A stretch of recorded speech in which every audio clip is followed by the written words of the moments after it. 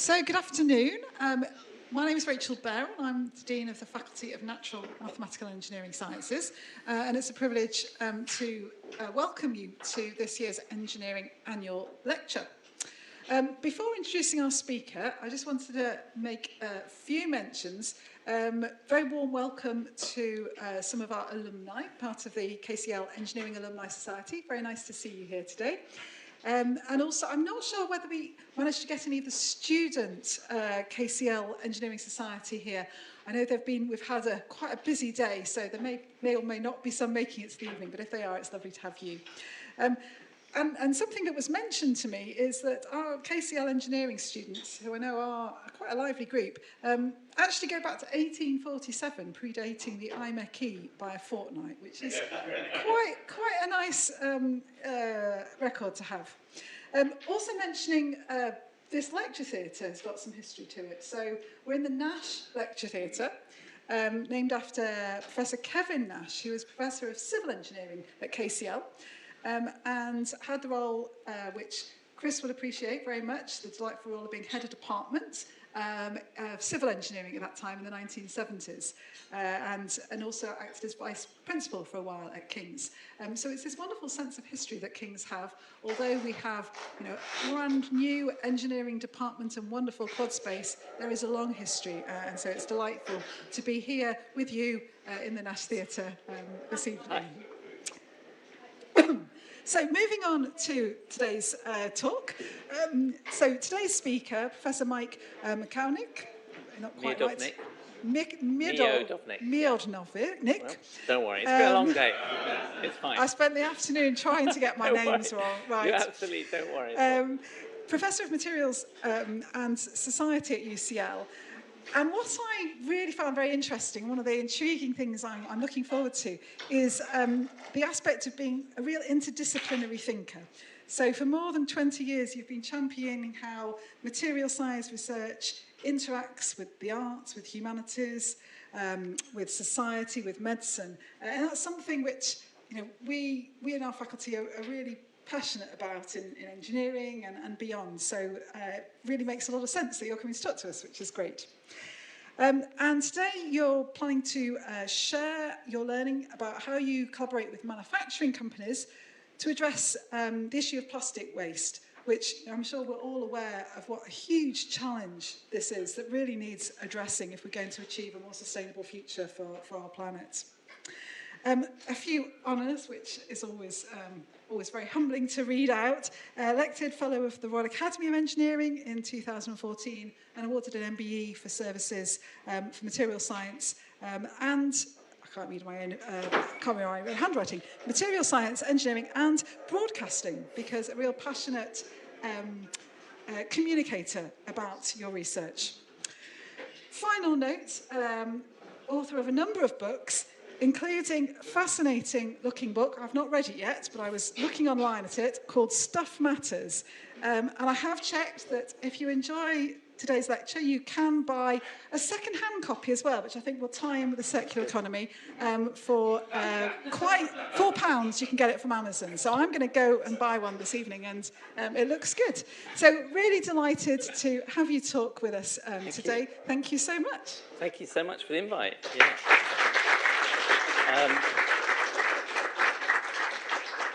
Okay.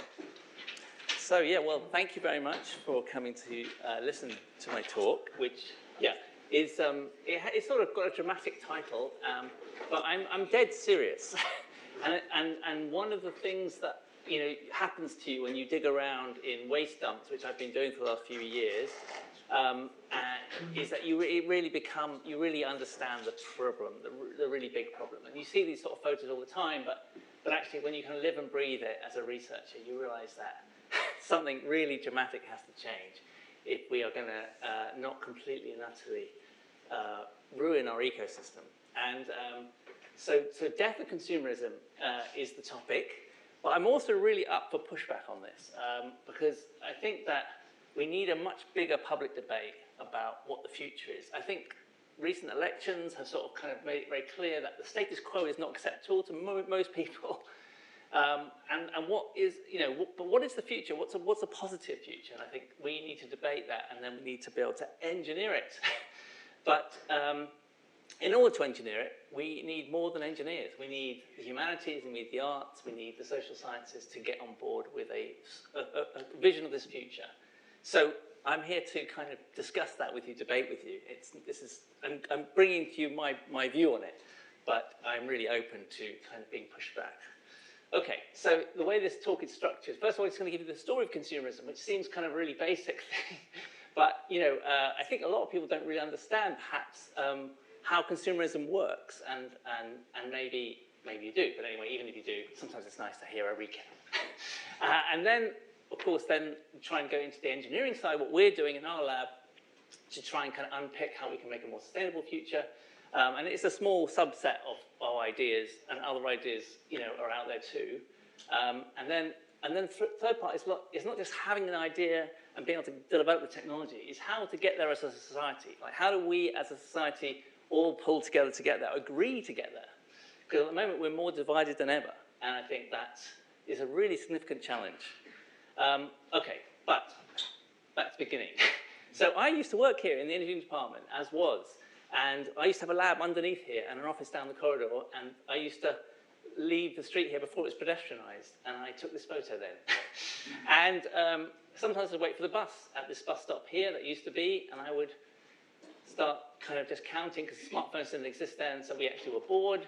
And actually, I don't find pointing out materials boring, because that's what I kind of am very passionate about.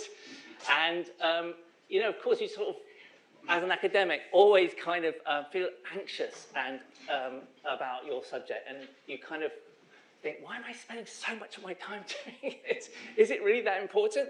And then you go, yes, it is that important. Look at it. The whole world is made of materials. How could it not be important?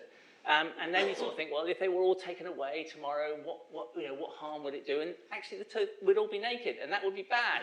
And also, we really wouldn't be human anymore. I mean, so much of our humanity comes from the materials we make, from the structures we make, the cities we make, the cars we make, the bikes we make, the phones we make. Take them away, and we are different people. We wouldn't survive in our current form. Some people would, but they're called preppers, and they're not there. Okay, so where did all this material come from, and why did we develop it all?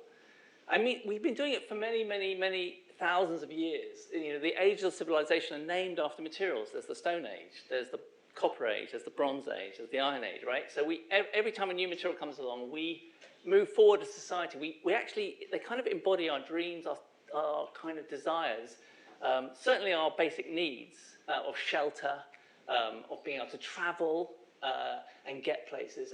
And so by the 20th century, what we have is kind of not just loads of materials, but we've assembled them into ways that are really ingenious and can get us around. And here is kind of one of the first automobiles. But this is the early 20th century. This also shows you something else, which is that here's a kind of average family in America, right? They have a house, right? They have a car. I mean, they're rich by world standards, but they don't actually have very many possessions. Like, it's quite, we would call this a very basic existence now from our vantage point. But the drive to make more stuff, to make your life better, is so ingrained. And it's so part of who we are as humans that as you wind forward through the 20th century, you find, okay, so then we start to discover electromagnetism not too far from here, and we get the radio, and then people are gathering around the radio set, and this is a massive kind of communication revolution. And then you get the washing machine. Now, the washing machine frees women up, who were the main people who had to wash all the clothes. And it's a real act of liberation, this invention. And today, really, even today, if your washing machine goes down, like, it's a disaster in your household, right? Isn't it? Like, you have to kind of cancel meetings, right, to sort it out. It's not something you can ignore. That's how important it is. And then what happens is we start to get more stuff, and there's a kind of realization that you can actually you can't have too much stuff. Like, you have to, in the end, just get rid of it. And there's this kind of, the kind of mass production and the cheap mass production of materials means that they're cheap enough to basically dispose. And you've got, the disposable razor comes along. Before this, all shaving would happen with kind of reusable razors, cut thread razors, so-called. And then disposability of razors comes along. Disposability of cups comes along, so water, public resource, was a very important thing, a sign of real civilization. A city that had free water, free drinkable water, was really about, that you were a civilized society. But they had chained cups to them, right? So these were made out of tin or pewter, and there was a big campaign saying that was very unhygienic, that you could communicate diseases that way, and it was really kind of a terrible thing. What you really needed was disposable cups. That was the real move of a civilized society, to have a disposable cup. And we kind of, the whole thing kind of gets to this head. In 1924, the head of General Motors, he says this thing, like, why is America so rich? He says, some have the idea that the reason is that we discard things so readily is because we have so much. But it's exactly the opposite. The reason we have so much is because we discard things so readily. And it's basically a kind of counterintuitive argument, which is that if you keep throwing things away, you have to keep buying them. And if you keep buying them, someone else has to make them. They get a job making them, so they can afford to buy things, which they then throw away. And the stuff they're throwing away is made by someone else, who then can have a job and start buying stuff and throwing things away. And consumerism is this thing. It is inbuilt into consumerism that you have to have waste. That's exactly how it works. So when they realize this, they start changing the livery of cars, because they realize that there's a hierarchy, a kind of status, because above a certain level of material wealth, what you desire most is status, right? You might have wealth, but if wealth doesn't buy you status, what's the point of it? If you have the latest car livery of that year, and everyone knows it's that one, because this year it's yellow, and then last year it was orange, and the one before was blue, and we have it with number plates now, and we have it with styles of car now, and we have it with kind of clothes now, we have it with phones now. It's been going like this for a long time, is that you show your status by having the latest thing. And this happened very early on in the 20th century. And so obsolescence, things being obsolete, either because they're functionally obsolete, or because they're psychologically obsolete, or because they're fashionably obsolete, is very good for the economy. The consumerist economy is driven by obsolescence. And there's this great film, we haven't seen it, called The Man in the White Suit, which stars Alec Guinness, who's a naive kind of inventor, and it's kind of set in Manchester textile mills, which kind of ruled the world, and brought lots of wealth to the UK, basically by shutting down other people making clothes and enforcing them on them in a kind of very capitalist way. But what he does, he invents a cloth. He invents a cloth that you can't break, that can't get dirty. And he thinks everyone's going to say, well done. You've done this thing. Now we only have to have one suit, as he puts it, and then you can get on with the rest of your life. You don't have to keep buying new clothes. And of course, everyone hates him for it. The manufacturers hate him for it because he's going to put them all out of jobs, and all the capitalists hate him because they're not going to make any more money. And so they all hunt him down, the workers and the capitalists alike, and they destroy his invention, which actually turns out to be flawed anyway. And the film ends in a brilliant way, which I won't spoil for you. But what it really hits home, and sometimes I feel I am Alec Guinness, the Man in the White Suit, and I think when I show you some of the work we're doing, I think you might get a whiff of it. It's a kind of idealism about there's a different way to live, there's a different way to love materials, there's a different way to really enjoy them, and that does not mean about having to constantly throw them away. But we do live in that world, and it's called consumerism. And so, yeah, we have all these types of consumerism, and it's all about obsolescence. You have to keep getting people to buy more stuff, because if you stop doing that, then the people who are, if you've got enough shoes, then all the people who make shoes go out of work. They then can't buy the thing that you make, like washing machines, so they go out of work. And that's why when the economy is in recession, what the governments constantly do is try and build confidence and try and get people to buy stuff. And there is things called designed obsolescence, which is where you actively make things that are flawed. And this Phoebus cartel was a cartel of light bulb manufacturers in the early 20th century who they worried about the fact that if light bulbs lasted forever, people wouldn't buy them off them anymore. And so they purposely got together all the manufacturers and decided to limit their life.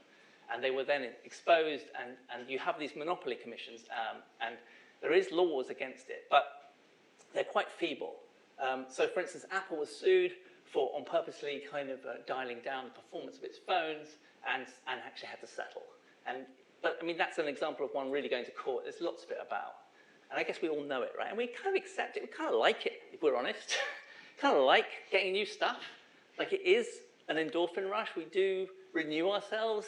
It's hard to imagine never buying new clothes. I've been wearing a suit for a long time. People may have recognized it. Even I want a new, I've got 2 new patches. Anyway, but look, I'm just getting to this consumer consensus. So our role, your role, is to consume products. And that drives the economy. That puts everyone else in jobs. And that means they can buy what you're selling. And so everyone gains. So you go from that to this purely by everyone buying stuff. And you don't get called a citizen anymore in this case. You get called a consumer because that is your role in society.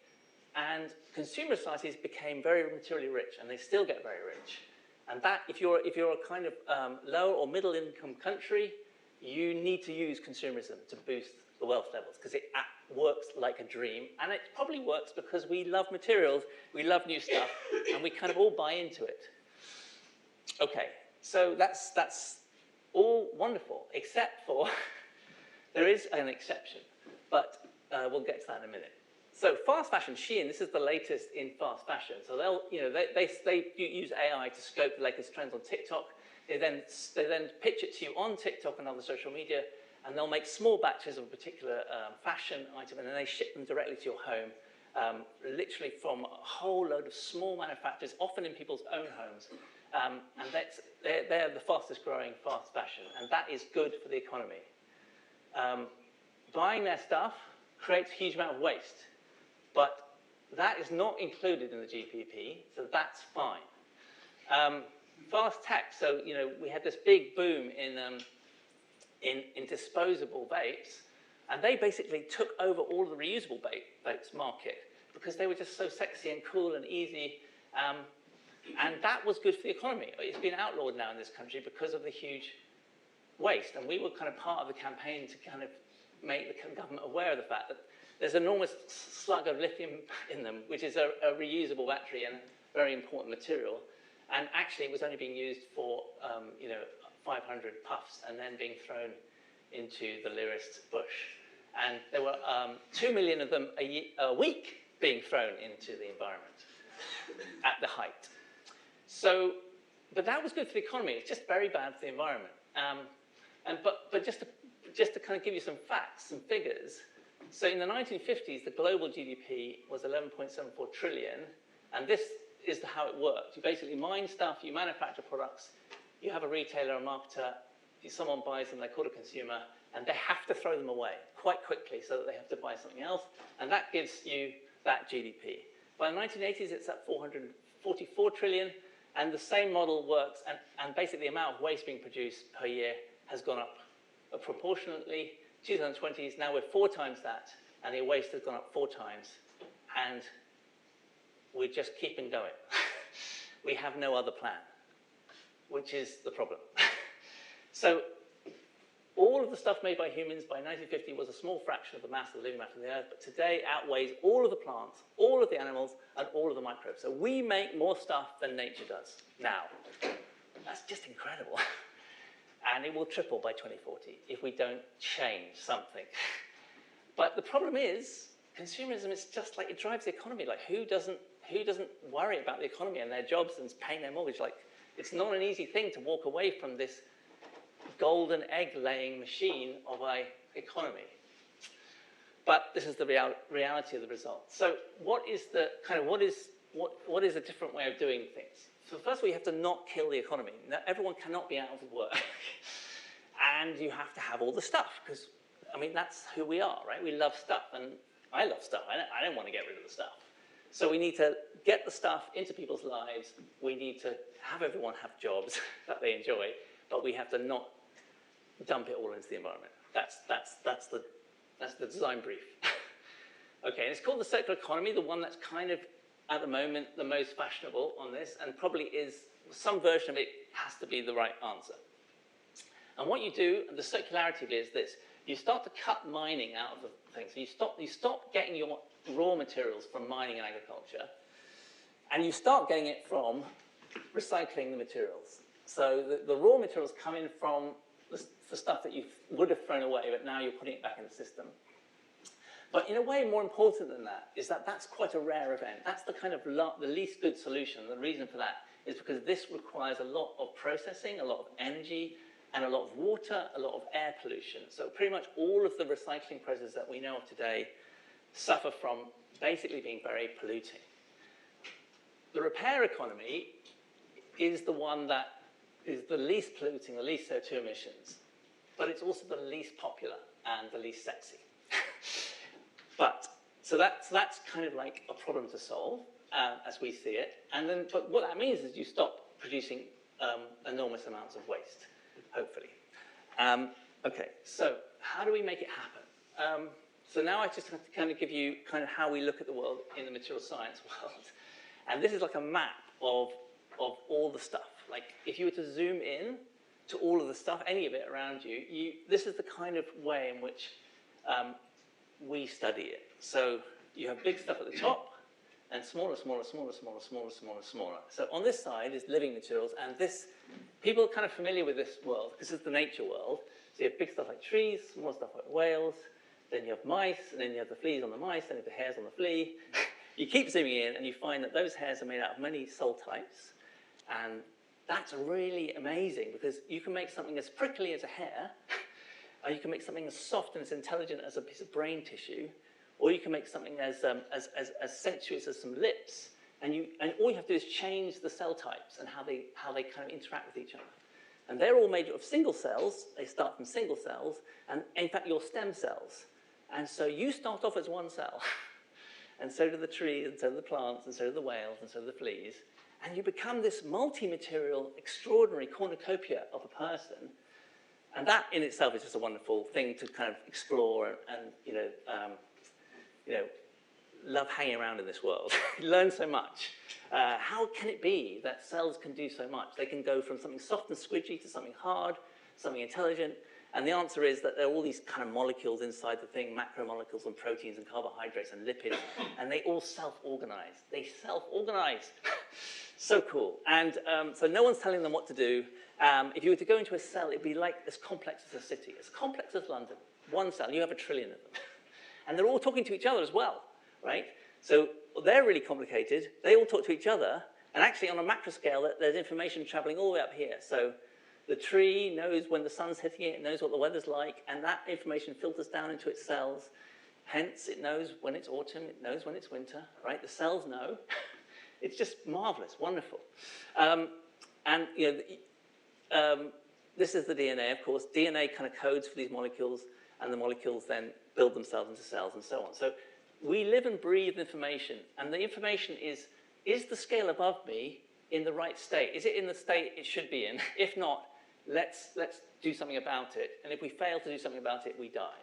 So these systems of kind of self-correction all the way up and down again are very, very, very ingrained, like 4 billion years ingrained. Because if you don't have them as an organism, you die. And other organisms that do have them live and proliferate more, and that's evolution. So these are really, really good things. Okay, but the point, just the big takeaway here, there's so much more to say, is, because you could ask, what is life? But let's not do that. But the big takeaway here is that there are different structural scales in the living material world, and that the way those structural scales talk to each other determines their properties, how they behave. Okay, so in the man-made world, we've done the same thing, and it's taken us thousands of years to get there, but we've got there. So we now know there's loads of different types of atoms, about 100. Nature only uses about 4 or 5, and a few others, but it uses carbon, hydrogen, nitrogen, oxygen. And we use like 50, 60 in a lot of engineering. So that's good, is it? Maybe not, but anyway. And we can make all sorts of nanostructures, and we can make silicon chips. That's a silicon transistor, by the way, and there's about 1 billion of those in the size of a small thumbnail. And that's all the business of people getting very excited about AI chips. Is all about these and how you can connect them and make things much more computationally efficient. And there's sort of scaffolding materials, and there's microscopic things, and there's tiny wires, and you link it all up. Turns out you make a phone. I mean, that's probably one of our most amazing kind of achievements, I suppose. Right? You touch it, it knows. Like there's a signal that goes all the way down and then all the way back up again. And you can send emails. Oh, that's maybe so many. Okay, you can talk to your mum, right? Okay, better. We can make cars, not as exciting, but they were amazing. And who knows, they might be amazing again one day. And planes. So we do it the same way. Like we've kind of learned to control all of these structural scales, and we've kind of got to the point now where we can get them slightly to talk to each other, and that is both good and bad. So the good thing is that we can make these electronic magic items that everyone, that really make life just extraordinary. I mean, they may not even make you happier, but they definitely make it really extraordinary. And a lot of people get pleasure out of them, let's put it that way. And and yet, the thing is that we've had to kind of engineer very carefully all these different structural scales with all these different materials to get the properties to work. So when at the end of life, if we don't want to throw them away, or if we do throw them away, what do we do with all that complexity? Because this is the periodic table of elements. So these are all the ones we know exist, and we use pretty much all the coloured ones and in our engineering. And the ones that are yellowish are sort of limited availability either because there's a geopolitical risk, or we haven't basically worked out a way of getting them out of the Earth's crust in a very efficient way, or they just are rare. And then there are orange ones that are slightly worse than that, and then serious threat is the red ones. So we really don't have very much of the hafnium, and it turns out zinc and silver and indium and so on. Indium is the material that is your touchscreen. So indium tin oxide is the material. It's a transparent conductor. They're very rare. It's very rare to get something that conducts electricity and is transparent. Anyway, it's a threat. You may not be able to touch things in the future if we're not careful. Okay, if our experiment doesn't work. These, the ones surrounding, they're all in your phone. So each one of those is a mine, several mines. Their supply chains are global. Your phone, in terms of materials, goes around the world 3 or 4 times, like in terms of just shipping and stuff, all to create this phone.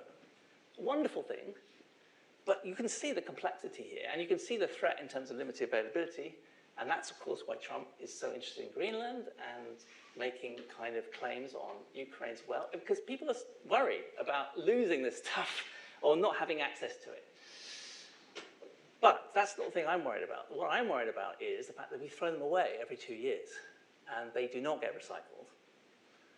Right? We just basically get told by our mobile phone operator that we should upgrade, and we kind of obey, and if you have to push back quite hard not to obey.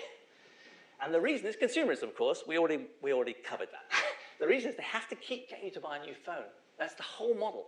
If you stop buying a new phone, Apple really hurts, and Samsung hurts. So they have to keep buying a new phone. But they're digging this stuff up. We're all digging this stuff up, and we're throwing it away. So when you look at what nature does, nature basically uses very few elements. It's been doing it for a long time, so it's got good at it, and it can almost completely recycle it. And it's called composting and decay and lots of other things. And people are kind of disgusted by it, but it's actually wonderful, and it is the life force. And if you don't have this, if this doesn't work very well, guess what? You get coal. Like when trees evolved on this planet, they involved this stuff called lignin, which is a kind of glue that bonds together cellulose and makes trees tall. But there were no bacteria on the planet that could eat lignin. So basically, when trees fell down and died, they just stood there and just kept saying it. And after thousands and thousands of trees dying in forests, it got put under the surface by crust movements, and that became carbon coal. So you're digging up coal. What you're digging up is a mistake in the recycling process. And when lignin recyclers evolved, you get less of that. It's also to do with climatic conditions. But here's the thing. We're not very good at this. We're really good at mass production, and we can take 50 elements from around the world and make you this, or this, or this. But what we can't do almost at all we can't do is this. We don't even have the technology to do it. It's not cost effective, which it isn't, but we don't even have the technology to do it. And we can do this a bit, but actually you appreciate that if a few transistors go wrong or some tiny wiring, you're not going to get in there. It's just not going to happen. What happens to our bodies? Turns out that it's always going wrong. Our bodies are always going wrong, and we have something called a resting metabolism. So when you sleep at night, your heart still beats. Why? You're not doing anything. Why doesn't it just stop and just rest? Poor old heart. It has to go for the rest of your life. Like, isn't it getting tired? I do worry about that. Anyway, answer, what is sleep for? Part of the reason is undoubtedly to repair all the metabolic mistakes and faults. And it's doing that. It needs energy to do that. So you're breathing, your heart rate is going, the blood delivers the thing, and there's an enormous repair mechanism going on 24/7 in your body. And the self-repair mechanisms, they are really brilliant. and it's very good at doing it. We can't do that yet. We have no technology, well, not no, hold on. We have very rudimentary technology, but we're making it better. So we can do it. Why can we do it? Well, because, well, nature can do it, and it's not, this is just the laws of physics over here, right? This is physics and chemistry. So if it's over here possible, it must be over here possible, unless you think, which we're not going to talk about, what life is something special. Okay, but let's not do that yet. So let's say it is possible, which I think it is. So just going to the repair economy, we talked about that. So you could, what's happened with the consumerism is that it's got more and more extreme. As people have got more materially wealthy, you have to kind of keep making things obsolescent even more extremely. So we talked about the vapes, there wasn't. Basically, if you buy anything like a hairdryer, as soon as it breaks, you're done. There's almost no way of repairing it. Clothes, kids' clothes in particular, it's over. Phones, they're pretty obsolescent, actually. 2 or 3 years, done. We're getting to the point now where washing machines are obsolescent. Like the lifetime washing machine has gone down, from 14 years down to around 8 now. But basically, if anything serious goes wrong with your washing machine, you basically throw it away. And the reason is because if you look up the price of someone coming in to diagnose and repair it versus the price of buying a new one, you'll find that it's a factor of 2 at most, and why not just get a new one? If it costs you £300, £250, I've seen it for £150. So that's the price of an app call out. So these are all disposable now. They're not repairable. You wouldn't buy a car that's not repairable, would you? I think it's coming. Honestly, I do. You buy a new car now, they won't let you inside the bonnet. You are not allowed to repair it, that's for sure. How long before, when you take it into the garage after 2 years, they go, you're better off getting a new car. We're not long away from it. I know it sounds mad, but we're not long away from it. You wouldn't buy a house that's not repairable. But anyway, probably not this century anyway. We are the biggest producers, by the way, UK, of e-waste. We love stuff, and we produce 23 kilograms. We're good consumers. I mean, that's why this economy is such a big market. We really consume well. Okay, so how do we solve the problem?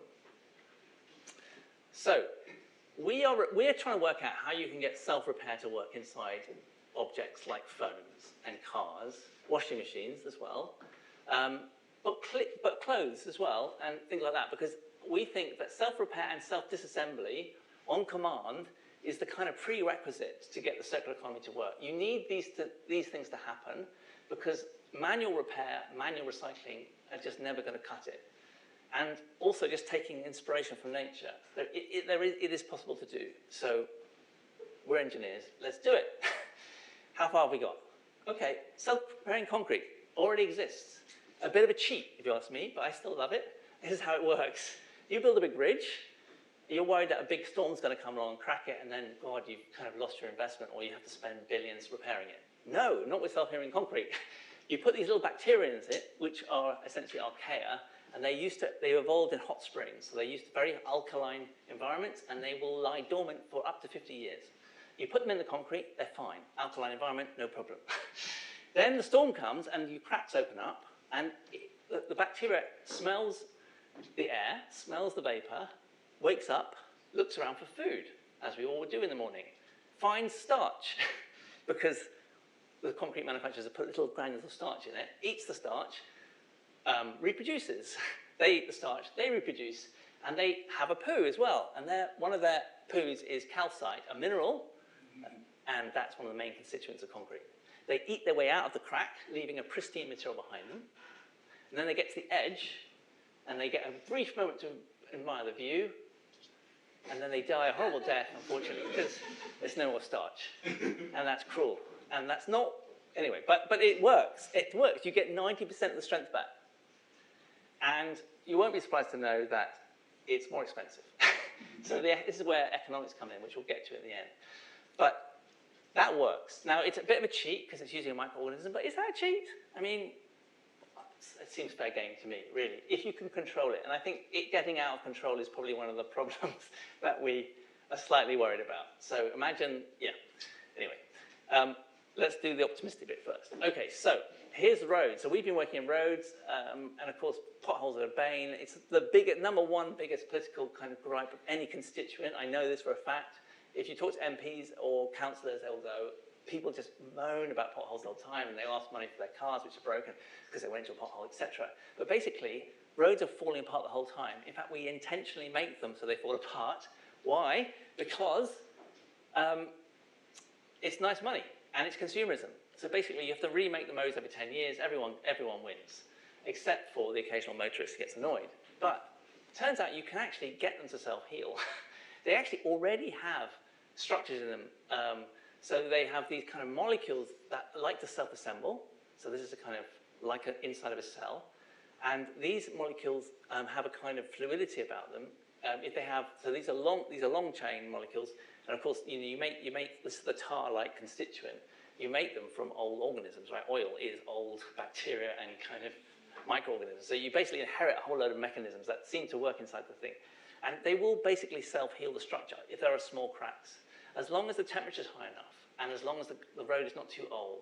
So basically, when you see old roads, they kind of decay much quicker, and that's because they lose this ability. So they kind of come, when you lay a road down made of tar, you actually have self-healing already. And what we've been trying to do, and many others have been trying to pump prime the self-healing. So can we put nanoparticles inside the tar at scale and then activate them when we want them to activate to basically fluidize the tar, let's say in the winter when it's brittle. And so we've been putting magnetic nanoparticles into tar and showing, there they are, and showing that you can actually activate them with magnets. So imagine a city of the future where the roads are not constantly dug up, they have our technology in them, and actually what you do is you have an electric vehicle that is constantly touring the city with an electromagnet on the bottom, and it's basically constantly activating the thing. And it's also monitoring small cracks and basically seeing whether they need sort of slight remediation. So you can imagine an automated technology that takes a road from a 10-year lifespan to a 50-year lifespan. And this is doable. And in fact, the whole section of the M25 now is a trial, not of our technology or someone else's who's using sunflower oil encapsulated. But it's exciting, I think. What about nappies? Not a sexy topic, although I turn out to be working on them. They are amazing technology. We throw away 300,000 of them every minute of every day. That's amazing, isn't it? Anyway, so we need to do something about them, and very soon, because they're getting that picture of the ocean full of plastic is them. So can we recycle them? Well, we visited recycling factories and they don't work very well. There's only 2 in the world that we know about, and neither of them are economic. And that's because they're not really, we think, not really taking a kind of molecular disassembly approach. They're trying to mechanically separate the components, and one of the components is SAP, which is a super absorbent polymer, which is a miracle material, by the way. It absorbs 300 times its weight of water, and that's why they work so well. That big padding of Ida, my daughter, is that has basically been absorbed and made into a gel, and it won't flow, and so then it won't leak. And the incorporation of SAPs has been the kind of game changer for nappies. If you're wondering why they suddenly got really good, it's that. But they are not biodegradable, and they are a huge pollutant. So what we're doing is taking enzymes. So enzymes are nature's catalysts. You have loads of enzymes that are taking apart your cells all the time. When you have a cell death, you have a whole set of enzymes that get triggered, and they basically take your cell apart into nutrients, which you then can biodigest, and you then can use them for other bits of your body. And so we take enzymes like that, but ones that occur in nature, and we start testing them on these SAPs and also the polypropylene and the polyethylene. And there's a whole big area of people using enzymes now to try and recycle plastics. But it's working. I mean, it's actually, the problem is it's totally doable, and you can see nature does a lot of it. The problem is that we can't do it very fast. So, for us, it's taking months for a tiny bit in the lab at a perfect condition, whereas the world, meanwhile, is using 300,000 a minute. So that's slightly disheartening, but also heartening. And I'm absolutely convinced this is the right way forward. And we really just need more people in the sector kind of developing technology like this. And then tree guards is another area we've been working in. So we talked to Woodland Trust. The Woodland Trust said that we're really worried because we've got to put 1 billion trees in the ground in the next 10 years because of climate change. And at the moment, we're wrapping them in polypropylene tree guards, because if we don't do that, guess what? The deer population has got so much now that they die before they're tiny, before they're grown, and you have to get them to this size before they start to really be helpful in terms of climate change, and that takes decades. So you have to have this protection, but of course that then just gets lost into the environment, and then you've got plastic waste, and it's another nappy problem. So if we're going to plant billions of trees in the world, we need a technology better than this. So what we've been doing is encapsulating enzymes into the plastics here, the PLA we're using, and this is our field trial. We're actually running a field trial as well as doing the lab work. So we've got these new materials, we're putting them to see if they actually work, but we're also doing it in the lab. And this is one of our first lab results showing that if you trigger this encapsulation of this random heteropolymer, the enzyme is released, it has survived the extrusion process, so that's one of the problems with enzymes, they're very temperature sensitive, and they denature. And look, those holes are the enzyme degrading, catalytically degrading the polymer. So it's falling apart. And the question is, what does it fall apart to? And in the case of PLA, it's a styrene molecule that looks like this, and that can then be assimilated by other organisms.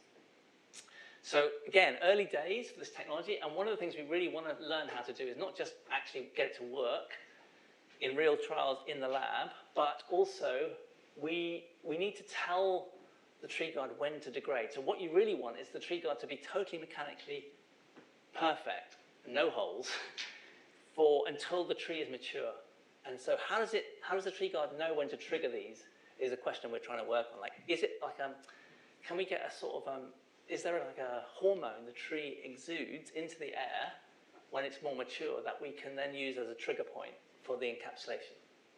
Question.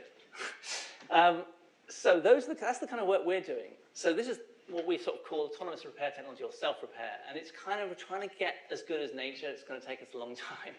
But I guess our point is that if you want the circular economy to be this, that most of the stuff in your life goes through either repair, self-repair, so your phone lasts 20 years, but doesn't break, the screen doesn't break and become disusable, or the chips don't break and become disusable because we've got these systems inside them constantly repairing them. Is that possible? It's definitely possible. How long will it take to get there? And could we as a society put enough resources into this as a research goal, as a societal goal? That will get you in a minute. But now we're not called consumers anymore. Now we're citizens again, which is great. And our role is not to consume things. Maybe that's going to be a problem for people. Maybe they're going to want new stuff, more new stuff, because we're going to try and minimize waste. Okay, well, maybe, but perhaps the advanced recycling technology I've been talking about with nappies, and perhaps that can be used for clothes. So perhaps actually there's this route here where we can take apart textiles. That's the second biggest waste problem for your local authority, by the way. And we can take them apart using enzymes and advanced biodiversity, and we can basically break them down into monomers, and then we can remake the polymers. So this is the way in which consumerism kind of gets rescued and doesn't become a polluting. Of course, unfortunately, and as I mentioned before, this tends to be very highly energy intensive, and so we've also got this problem of CO2 emissions and water pollution, which we've got to sort of sort. So yeah, there's lots of technical things to sort there, but this is basically the idea. So, if this is what we want, if we want to move away from a consumerist culture that basically gets the economy to go by making amazing products and then just basically dumping them into the environment, we are just going to kill the ecosystem. That we know that, like it's just so clear. And that will kill us, so that's also dumb. And it will kill all the other beautiful, wonderful nature, which is probably more important than us, let's face it. So we can't do this. The stuff that I've been talking about is a potential way forward. You might think, looking at what we're doing, that I'm part of the problem. I'm another techno-optimist who got us into this problem in the first place. I'm a kind of Elon Musk, right? You might be thinking that, and that's totally fine to think that, because we can debate this now. Because if you think that, we have to have another way of doing this, right? Or we don't have any of this technology, which is not, I don't think, an option really. So we have to find a way forward together, right? And I think the engineering solution is at least part of that solution. It may not be the whole one. So that's what I want to ask now: is how do we get there? Am I doing okay? Okay. So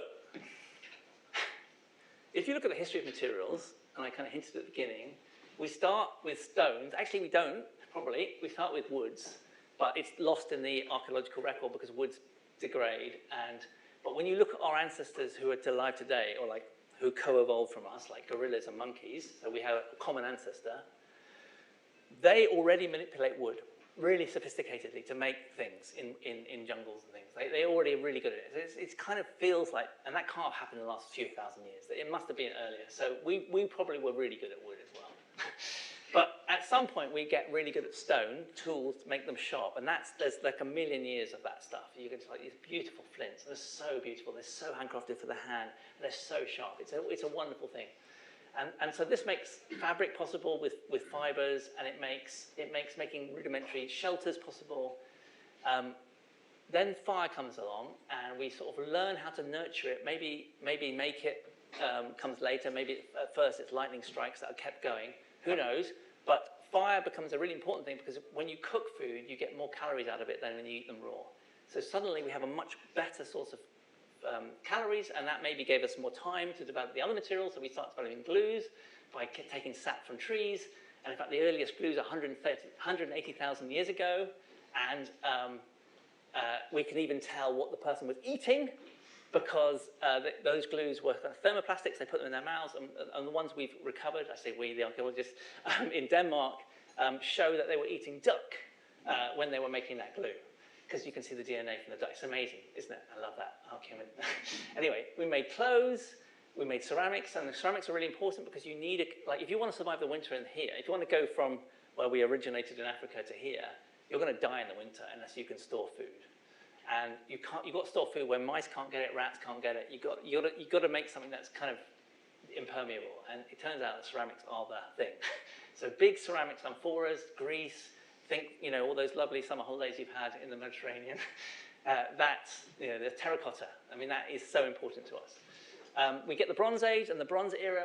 We get much better. It's a much better tool material because it can be melted and reused. It can be repaired. It can be resharpened. And so copper comes along, bronze comes along. This catapults us into boats, into the pyramids. You can't make the pyramids without them. Big cities are made because of metal tools. City life is born, essentially. Roads and transport. We get concrete. 2,000 years ago, hi, that was good.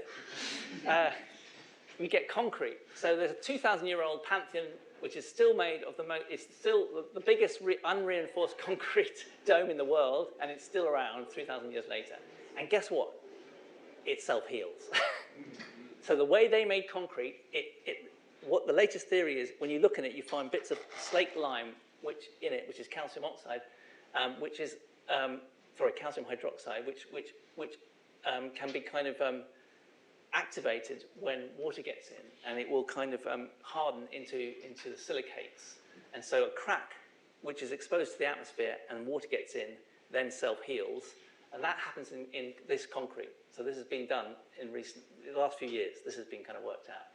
So self-healing in our bodies, in concrete, starts to become a possibility. We get these things called smart materials. We start to understand molecular machines. We start to have these sensors. So you can start making touch sensors. You can start making light sensors. We start to get phones. We start to get jet engines. This all happens. And then now we're in this bit here where we've got these. I've shown you these very rudimentary self-healing materials that we've got. We've also got energy harvesting materials called solar cells. We've got people are mucking about with synthetic biology, which is a totally different way of doing what we're talking about, which is to take a cell and make a cell from scratch. Like, take the inspiration from the cell, but kind of make it from scratch and fiddle around with kind of the genetic kind of tools to make a synthetic biology, which then we can make stuff out of. Buildings, perhaps. Buildings that are kind of alive. And that's what this kind of hypothesis I've got is, and many of us have got, which is that if you look at this history, we kind of go from needing stuff for our needs and shelter and food and sociability, and then we start to desire things and want to go to the moon, want to talk to my mum on the phone, and this all happens. And now what do we want? Now what we want is not to kill the planet, right? That's what we want. We want to not kill the ecosystem, not kill ourselves. And I really do think this is the answer. And I think that it's kind of inevitable that we will develop phones that heal themselves, that washing machines that repair themselves, that cars, that the world of man-made objects will be more like the living world, and that's hence the word animate. So, but actually there are other ways of looking at this, and this is where I think we kind of have to kind of work out, because I'm doing it from a kind of techno perspective, and maybe there's just not enough understanding of humans in there.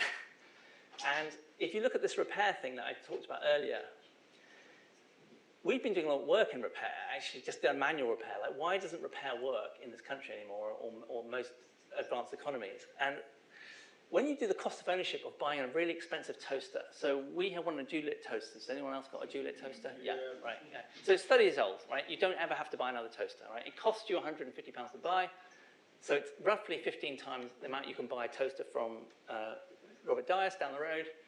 But in the time it will last, 30 years, you have to buy probably 20 other 10.99 toasters. Each one will die, each one will pollute the planet and be unrepairable. But you don't care because it's sort of cheaper at that moment of purchase for your toast, right? But when you calculate the cost of ownership of my Dualit and your Dualits, the price per bit of toast is much cheaper. I am getting richer at your expense, right? And ditto Miele washing machines, right? Very much more expensive. Price per pants washed, lower, right? So when you do the economics, people are really irrational. People are not, even if they can afford it, buying the thing that will give them that. And who wants to keep buying a new washing machine? Like, they're not fashionable items, right? And probably cars are not either anymore. They're kind of, but still we have this consumerist model, and it's not just driven by businesses, it's driven by us, humans. So I think we have to really understand that better, and that's why we need arts and humanities and social sciences. And I keep sort of trying to get them involved in this research. And we have a team where we have, it's very hard to get economists involved, but we have lots of artists, designers, we have psychologists, we have architects involved in our research. And you can see them here. Danielle, architect; Polina, architect; Beth, archaeologist. And I do think it's really important to kind of, the only way to solve this is both to have some technical solutions, but then to kind of understand the socio-technical side of how humans are, what kind of world that we will want to live in. So this one we're doing now is the big toilet project, and I talked about the fact I'm heavily involved in nappies. So we did all these recycling nappies thing, and we're deep involved in the lab work, and it's going so slowly. And then we start thinking, do you know what? I don't think I can cope knowing there's 300,000 nappies going to the environment every minute. And this goes so slowly. And we start talking about it as a team. We realize that, do you know what? In the meantime that we get that to work, can't we do something about the sheer number? And then we thought, well, the number is a function of the number of babies, but also how many nappies they wear before they get toilet trained. Now, what if you could toilet train them earlier? So then we go to talk to all the health professionals who said, we noticed that the average age of toilet training is 37 months. Is it dangerous to go earlier? And they go, no, it's dangerous to go later. You get all sorts of urinary problems. You also got some constipation problems. It's bad to go later. And there's also social problems. Going to school in nappies is bad. You want to go earlier. So we're like, are you sure? Yes, we're sure. Okay, so then we go and start asking around. Like, the toilet training age used to be 24 months. How has it gone up to 37 months in this country? So we don't know. So we've launched this thing called the Big Toilet Project, and it's a citizen science project, and it involves anyone who's toilet training a kid. We want to know how you do it, and when you do it, when you start. And in particular, we need help from people who understand people, because to understand the results. Because I think that there's an enormous opportunity here for solutions that aren't technological. They're actually about people. And we'd be mad. We'd be mad to have a techno approach to saving yeah. Anyway, so then this is why interdisciplinary research is absolutely vital for engineering. Like, engineering, if they ignore this, they're idiots, okay? Right, our biggest problems are so-called wicked problems, and we have to get the team in who can really understand people, because if we really want a circular economy to work, we really don't want to be dumping all of our waste into the environment for the next 2 decades and meet back here in 2 decades' time and still be in the same problem, well, much worse. We have to urgently do something about it. And when we say, let's get rid of consumerism, it sounded mad when I kind of came up with that title, but actually in recent times, you realize that things can change quite quickly, right? Like, we're now back into tariff world, which is a totally antithesis to free trade and to consumerism, and yet we're there. And so things can change fast if people want to change it. But what those things have to be, as far as I can work out, is whatever solution we have has to be either as convenient or more convenient as, let's say, getting a coffee from a local coffee shop and being given a disposable cup. Now, we can't have disposable cups, but whatever we have has to be more convenient, right? It has to be better for nature, sure. It has to be less waste, a lot less waste. So 400 million tons of plastic every year. Has to be not that much. It has to give us our freedom, because surely that's partly why we love all this stuff, is that we want to be free. Like, people constantly flying around the world. Why? What's so bad about here, London? Oh, it's a bit cloudy, raining. Oh, yeah. Anyway, now this thing called social value, I think is kind of a part of the key here, is that when we were looking at the repair work, we realized that if you take laptops that are not too old, let's say 3 or 4 year old laptops, so in a research environment, people are like, oh my God, that's ancient technology. Can't possibly work on a 3-year-old laptop. Must give it away. If you give it away to a charity, and that charity then basically data raises it and gives it to a person who's got no job and is no access to the internet, that's worth, according to the Treasury, that is worth £1,000.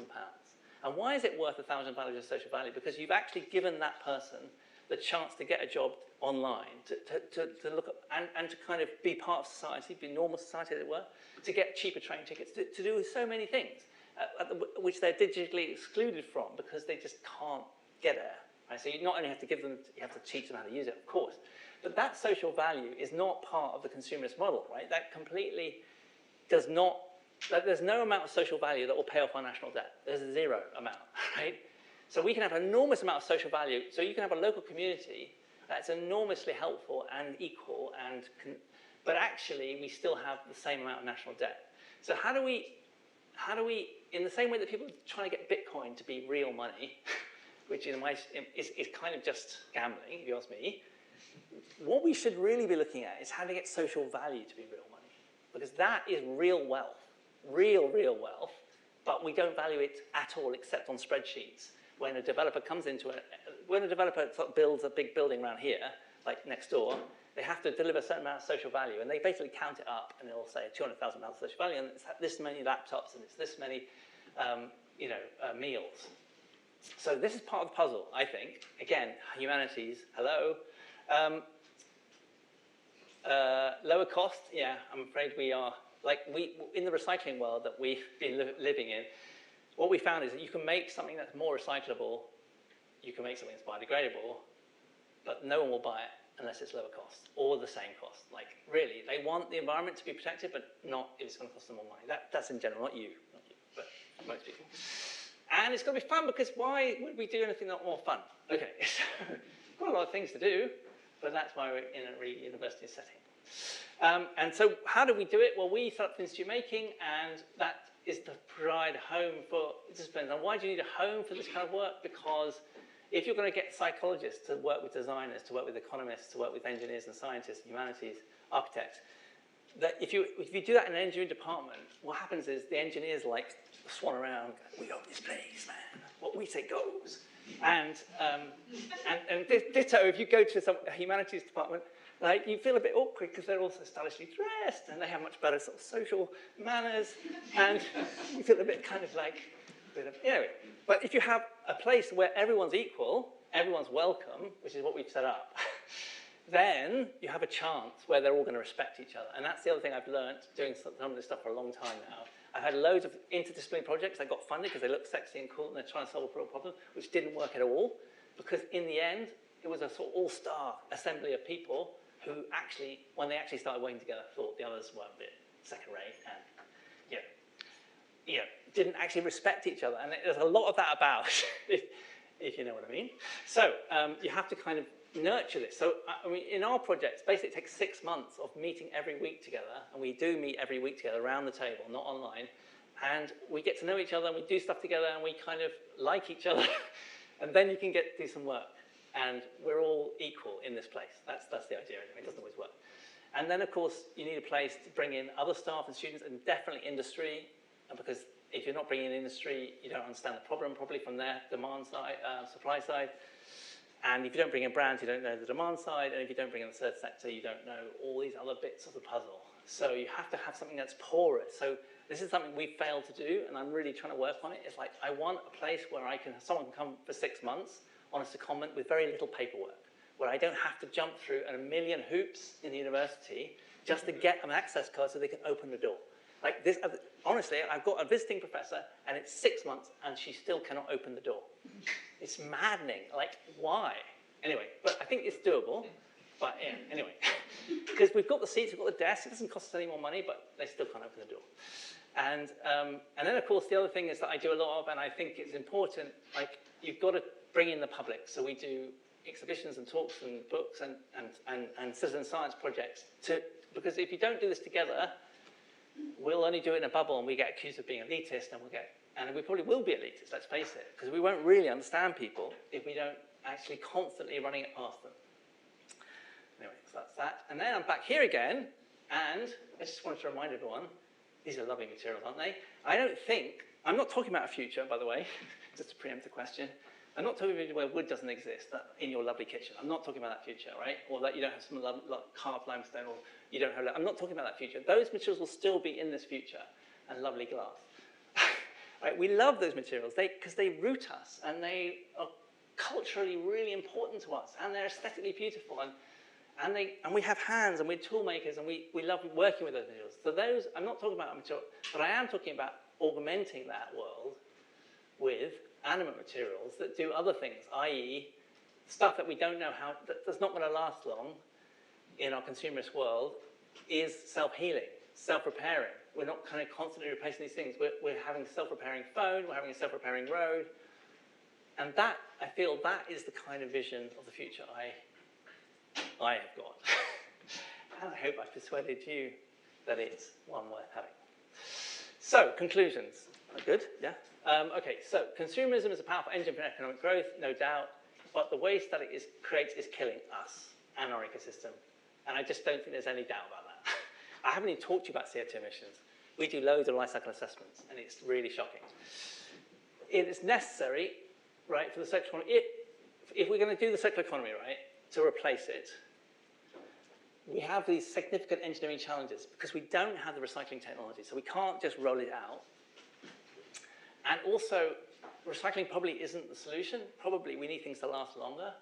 So imagine a washing machine that you hand down from generation to generation. The washing machine was the one your grandmum and granddad used and washed their pants in. And you remember growing up with it. And then there's a big moment. Instead of inheriting some terrible corner desk, which you don't really want, you inherit the washing machine. Anyway. And why can you inherit it? Because it's self-healing. It's going to last. It's going to outlast you. Anyway, engineering, yeah, but it's not sufficient, unfortunately. I know it's great.